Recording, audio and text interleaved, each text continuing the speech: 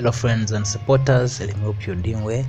I find it very important that I give you a brief report on what happened at the annual Sickle Cell Convention organized by Raising Hope International. Friends, this is the organization in Uganda, majoring also in the same field of sickle cell disease like Sickle Cell Africa.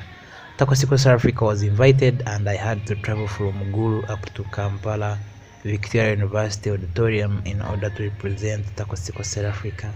I was able to hear from very many speakers on very many important topics in the field of sickle cell disease, such as the latest advances and technologies in the sickle cell disease treatment and research, both in Uganda and in other countries, the impact of sickle cell disease on education and employment opportunities, diagnostics of sickle cell, where we saw a new machine from Nicholson Healthcare Uganda, which can be able to provide HB electrophoresis results in just 8 minutes. That was very lovely.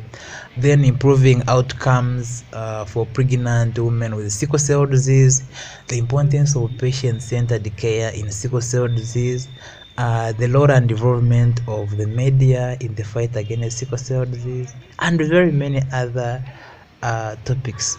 We had a skit on sickle cell disease from Kampala University students and very many other things.